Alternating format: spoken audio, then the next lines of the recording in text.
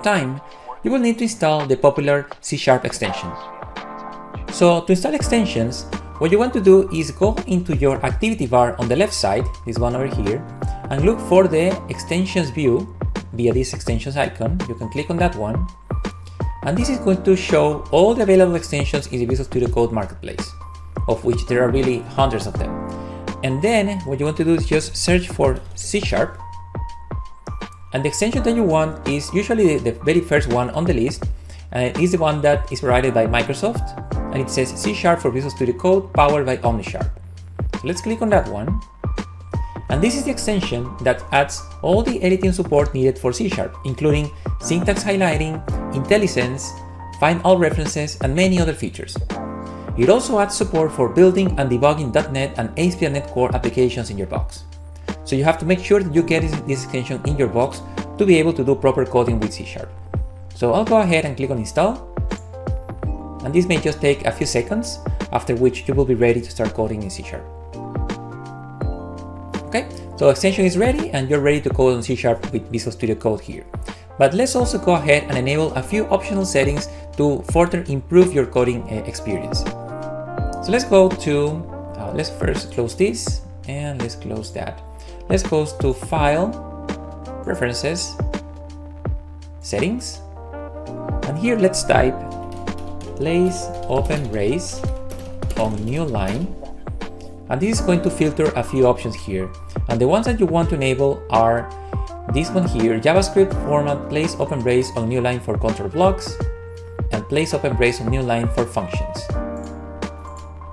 These two settings will help you format your control blocks like if-else blocks and your functions so that when you open braces, the opening brace automatically goes to the new line. So you don't have to use this setting, but I find that my code reads much better when I use it. The next setting is, let me delete this one here, delete this, is format on save, which is this option right here, this first one. So I'll click on that one. So what this allows is to make sure that all your code for whichever file you're working on will be automatically formatted as soon as you save it into your machine. So you save the file and it will get all the formats. So that would, again, it will help you make sure that the code looks way better without you having to do a lot of work across your lines. And the last optional setting that I will recommend you is this one in File Autosave. So as the name says, what this allows you is to automatically save whichever file you're working on without you having to do anything. So as soon as you finish typing your code, the file will be automatically saved to your machine. So I find that very handy to make sure that I never forget to save my files. So I'm just going to click on autosave, and that will enable the setting. The last thing that I wanted to show you here is the Visual Studio Code Integrated Terminal, which is the one that you're going to use to type a bunch of commands across this learning pad.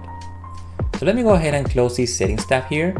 And to open a terminal, what you can do is either go to View Terminal, or you can go to Terminal, New Terminal, or you can use a few shortcuts, like for instance, in the case of Windows, you can do Ctrl+, that will open terminal, or let me kill this, you can also use Ctrl+J and that will also bring up a terminal. So of course the shortcut keys will depend on your current operating system. Now as you can see, in this case, this has opened a terminal, a PowerShell terminal in my case, and that's because that's a default for Windows. But you can always go ahead and use this drop down on the right side, right here. You can open up and you can switch to any other terminal that better suits your needs. So if you want to use Bash, you can use Git Bash here, you can use a standard command prompt, or you can switch to even an Ubuntu-based terminal. So it's really up to you what terminal to use. In this course, we'll be using mostly a PowerShell, because that's what I mostly like to use, but it's up to you to use whichever terminal fits better your needs. In the next couple of lessons, we will define the concepts of monoliths and microservices, how they compare, and which are their pros and cons.